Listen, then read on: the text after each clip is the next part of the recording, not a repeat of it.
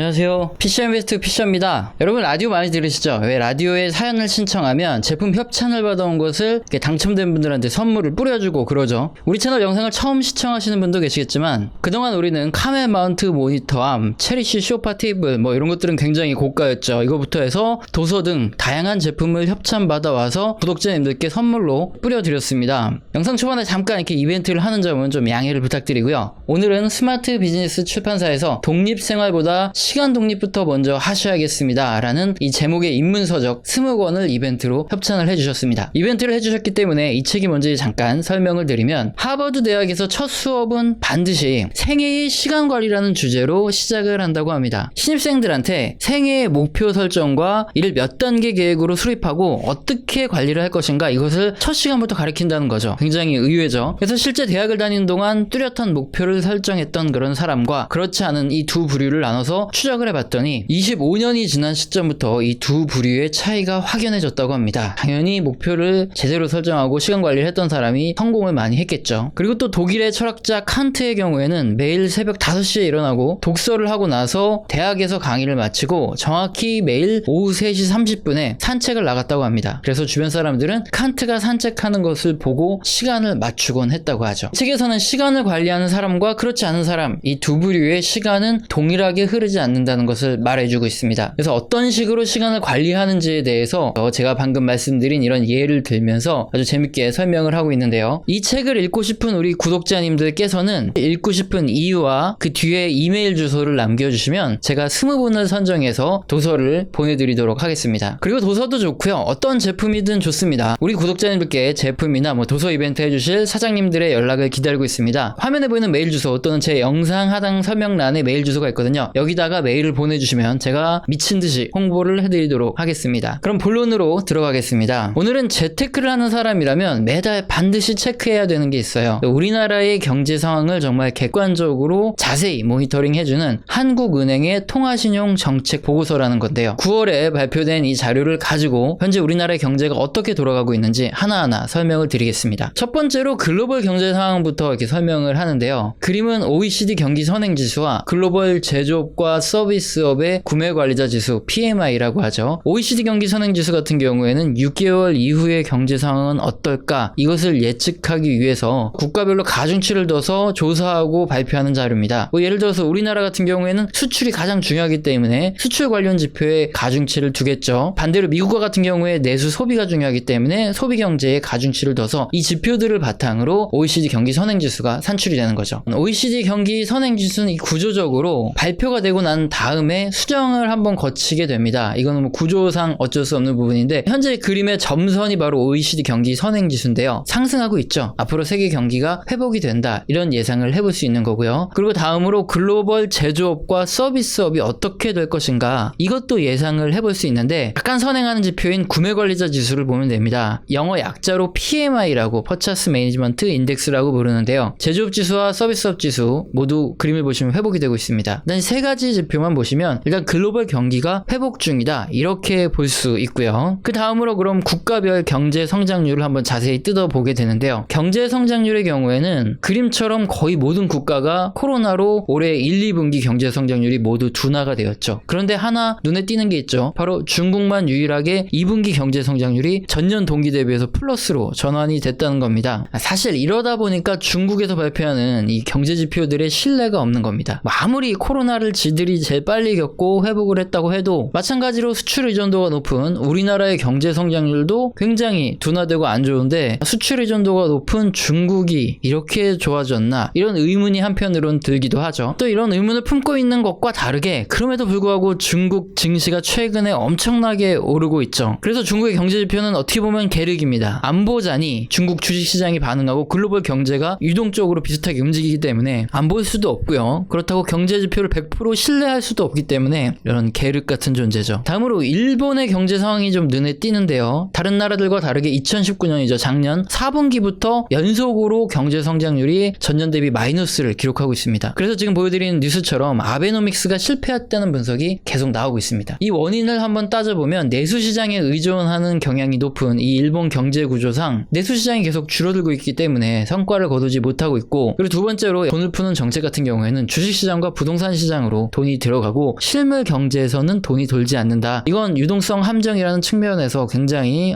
근거가 타당하겠죠. 그렇다면 일본 증시의 문제를 한번 볼 수 있는데 일본 증시 자체가 아베노믹스 때문에 높이 상승을 한 것이죠. 그런데 이것이 실패했다는 지적이 이어지면서 일본 증시의 추가 상승이 가능할까? 이런 의문이 계속 나오고 있습니다. 그래서 전체 포트폴리오에서 혹시 일본 주식을 아니면 일본 주식에 투자하는 뭐 펀드나 이런 것들을 가지고 계신 분들은 일본 경제 성장률이 계속 낮아졌는지 계속 확인을 해야 됩니다. 그래서 만약에 앞으로 계속 일본 경제 성장률이 낮아진다 그러면 뭐 그냥 매도를 해야 되겠죠. 글로벌 환율도 한번 살펴보게 되는데요. 달러 인덱스 같은 경우에는 주요 6개국 통화 대비 달러의 상대적인 가치를 나타냅니다. 주로 6개국이 유럽에 속하였기 때문에 유로화 가치에 따라서 결정이 되는데요. 최근에 EUV에서 경제 회복 기금에 합의를 했고요. 또 유로존의 경기가 회복된다는 이런 기대감이 있기 때문에 유로화가 강세가 됐어요. 그래서 상대적으로 달러화는 약세를 보이고 있습니다. 마찬가지로 엔화 같은 경우에도 뭐 안전자산이 선호된다 이래서 엔화로 좀 자금이 몰렸고요. 그래서 달러 대비 엔화가 강세를 띠는 엔고 현상이 나타나고 있습니다. 이렇게 엔고 상황이 되면 일본의 뭐 주요 수출국인 미국을 비롯해서 해외에 수출을 할 때 일본 제품의 가격 경쟁력이 낮아지기 때문에 역시나 일본 증시에는 불리한 요소로 작용을 하겠죠. 지금 그림의 파란색 이 엔화 환율을 보시면 계속 낮아지면서 엔고가 나타나고 있는 거 확인이 되시죠. 그럼 이제 우리나라 이야기로 돌아오면 상반기까지 코로나로 물가 상승률이 급락했으나 이제 하반기 들어서 국제 유가가 상승하고요. 그리고 지금 역대급으로 긴 장마 그리고 태풍이 막 연속으로 오면서 채소 및 과일류의 가격이 지금 급등을 하고 있습니다. 그래서 소비자 물가 상승률이 굉장히 높은데요. 그림을 보시면 주황색의 이 소비자 물가 상승률이 코로나로 확 내려가다가 다시 증가를 하고 있죠. 근데 실제 우리 경제는 둔화되고 있기 때문에 이렇게 경제가 둔화된 상태에서 물가만 오르는 현상을 스태그플레이션이라고 말하는데요. 스태그플레이션은 이 경기 둔화에 거의 치명적인 결과를 가져오기 때문에 딱히 지금 상황에서 이렇게 농산물이 올라서 물가 상승률이 오른다? 이거는 반가운 뉴스가 절대 아닙니다. 그런데 이 그림을 보시면 수입 물가 상승률 지표인데요. 그나마 다행인 것을 알 수 있습니다. 왜냐하면 화학, 철강 제품 등 이런 일부 수입 품목의 가격이 하락이 되고 있고요. 그리고 원화가 강세가 되고 있습니다. 이렇게 되면 수입 물가가 그나마 올라가지가 않거든요. 그럼 만약에 우리나라 농산물 가격도 오르고 수입 물가도 오르고 그러면 인플레이션이 엄청나게 발생을 하겠죠. 그러면 스태그플레이션이 나타나면서 우리 경제가 진짜 굉장히 심하게 망가질 텐데 그나마 수입 물가가 좀 낮다. 이게 좀 완충을 해주고 있다 이렇게 볼 수 있고요. 그리고 지금 그림은 근원 물가 상승률이라 그래서 변동성이 굉장히 큰 농산물이나 에너지 가격을 제외한 실제 물가입니다. 증가는 하고 있는데 사실상 뭐 1% 미만이죠. 결론적으로 이 그림을 보시면 우리나라의 주식시장과 뭐 부동산 시장 이런 것들은 굉장히 많이 올라와 있는데 실물 경제에서는 수요가 많이 없기 때문에 근원 물가 상승률이 이렇게 높게 올라오지 못하고 있는 거거든요. 그래서 실물 경제는 별로 좋지 않다. 일단 이것을 확인할 수 있는 지표입니다. 또 우리가 모두 관심을 가지고 있는 부동산에 대한 조사 내용도 나오죠. 지난 외환 위기부터 2008년 리먼 사태, 금융위기 모두 주택가격이 일시적으로 또는 또 장기적으로 하락을 했다. 이런 데이터가 있는데 이번 코로나 위기에는 지난 위기와 다르게 오히려 주택가격이 급등한 것이 조사됩니다. 그림의 녹색 선이 주택가격인데요. 코로나19 사태 이후 오히려 더 급등을 하고 있죠. 그림은 우리나라 회사채 스프레드인데요. 미국과 다르게 아직도 코로나 침체 이후 우리나라의 회사채 스프레드는 그렇게 크게 떨어지지 않았습니다. 회사채 스프레드가 뭐냐면 회사채 금리에서 동일한 만기의 국채 금리를 빼거나 아니면 동일한 만기의 우량한 회사채 금리를 뺀 값을 말합니다. 이 값이 치솟는다 이 말은 비우량 회사채에 사람들이 돈을 투자하지 않는다는 소리고요. 실제적으로 우리 경제에는 비우량한 이런 기업들이 훨씬 더 많죠. 대기업보다. 그렇다 보니까 회사채 스프레드가 급등했다는 말은 실물 경제에 돈이 잘 돌지 않는다. 이런 의미로도 해석이 가능합니다. 실제로는 뭐 투자도 잘 안 되고 사람들이 굉장히 위험을 회피한다. 이렇게 볼 수 있는 거죠. 이번 3월과 3월에 미 연준과 정부가 실제 적극적으로 돈 풀기를 시작한 이유가 뭐였죠? 바로 미국 하이드 스프레드가 급등했기 때문이죠. 그러면서 회사채 시장에서 신용 경색이 발생하면 미국의 경제가 와장창 무너질 수 있기 때문에 미 연준과 미 정부가 급작스럽게 대규모로 돈 풀기를 했던 겁니다. 우리나라의 경우에는 아직 비우량 회사채의 경우에는 충분한 자금이 들어오지 못하고 아직도 고점에 머물러 있는 거, 이 지표를 보면 알 수 있죠. 그래서 우리나라의 경우에는 아직도 시중에 그렇게 많은 돈이 투자되지 않고 돌지 않고 있고요. 그리고 특히나 이런 비우량 기업들의 경우에는 지금 자금 사정이 굉장히 안 좋을 수밖에 없는 상황이다. 이것을 이 지표로 한 번에 알 수 있습니다. 다음으로 은행의 예금금리와 대출금리 폭도 크게 증가했습니다. 이것도 역시 굉장히 안 좋은 소식이긴 하죠. 우리 같은 경우에 대출금리가 올라가고 예금금리는 낮아진 상태니까요. 일단 그림의 여신금리는 대출금리를 말하고요. 수신금리는 예금금리를 말합니다. 예금과 대출의 이 차이인 여수신금리 차이가 확대되고 있는 거, 이 그림이 나타나죠. 이 말은 대출금리는 더 높아지고 예금금리는 더 낮아졌다, 이 말인데요. 일단 대출금리가 상대적으로 이렇게 더 적게 감소했던 이유는 대출 규모 자체가 감소를 했기 때문이고요. 여수신금리 차가 확대된 이유는 정부가 가계대출을 줄이고 기업대출을 늘리기 위해서 그 전에 예금과 대출 비율을 규제를 해왔거든요. 그러니까 뭐 100%가 되게 해라, 뭐 이런 식으로 규제를 해왔기 때문에 만약에 은행이 대출을 더 해주고 싶으면 예금 금리를 낮춰서라도 예금을 많이 받아와야 그래야지 대출을 더 많이 해줄 수 있었어요. 이렇게 규제를 해왔었는데 이번 코로나 사태로 정부가 한시적으로 2021년 6월까지 규제를 해제해줬습니다. 은행 입장에서는 이제 대출을 더 많이 해주기 위해서 억지로 예금 금리를 낮춰서 더 예금을 많이 받을 필요가 없게 된 거죠. 21년 6월까지는 은행의 예금 금리는 빠르게 올라가기 분명 힘들고요. 대신에 대출 금리는 더 많이 올라갈 가능성이 높습니다. 우리들 입장에서는 굉장히 더 안 좋은 뉴스죠. 반면 은행주를 가지고 계시거나 뭐 그런 분들에게는 이건 호재일 거예요. 하지만 뭐 이미 은행주 투자하신다는 분들은 이 정도 뉴스는 다 알고 계실 거기 때문에 뭐 호재는 아니겠죠. 마지막으로 외국인들의 매매 동향을 한번 살펴보면 외국인들의 경우에 우리나라 국채는 엄청나게 지금 매수를 하고 있는데 주식은 계속 팔고 있습니다. 외국인들이 들어오는 건 보통 우리 원화가 강세가 될 때 환차익을 노리고 들어오거든요. 그럴 때는 채권도 사고요. 그 다음에 주식도 매수를 합니다. 그래서 원화 강세의 구간에는 주식과 채권이 모두 외국인 자금이 들어오는 것이 일반적인데 지금은 외국인들이 채권만 매수하고 주식은 오히려 팔고 있기 때문에 이것은 좋은 소식은 아닙니다. 이에 대한 분석으로 전문가들은 외국인들이 이렇게 단기간에 주식시장이 너무 과하게 올랐다, 이런 판단을 내리고 이런 얘기가 있습니다. 그래서 원화가 앞으로 강세가 될 것이 예상됨에도 불구하고 채권만 매수한다, 뭐 이런 분석이 있는 거고요. 한국은행의 통화신용 정책 보고서를 딱 봤더니 우리나라의 경제 전반적인 상황이 나타나는데요. 우선 우리나라의 주식시장과 부동산에는 돈이 굉장히 많이 들어감에도 불구하고 실물 경제로는 돈이 잘 들어가지 않고 굉장히 어려운 상황이다, 이것을 알 수 있고요. 은행의 대출도 마찬가지로 예금 금리는 더 낮아지는데 대출 금리는 더 올라갈 이런 가능성이 굉장히 큰 상황입니다. 또한 외국인들도 우리나라의 주시장은 거의 팔고 있고 채권만 이렇게 매수를 하고 있음에 따라 우리나라의 실물 경제는 굉장히 어렵고요. 이것이 뭐 당분간 해소되기는 굉장히 어려운 상황이다, 이것을 알 수 있습니다. 그리고 이 한국은행의 통화신용 정책 보고서 같은 경우에는 이렇게 매달 발표가 되기 때문에 제가 중요한 사항들은 어떻게 보면 숙제죠. 투자자라면 반드시 알아야 되는데 저한테 한 번에 설명을 들으면 되시기 때문에 제가 지속적으로 모니터링을 해드리도록 하겠습니다. 오늘 영상도 마음에 드셨다면 구독과 좋아요는 꼭 눌러주시고요. 지속적으로 시청 부탁드립니다. 감사합니다.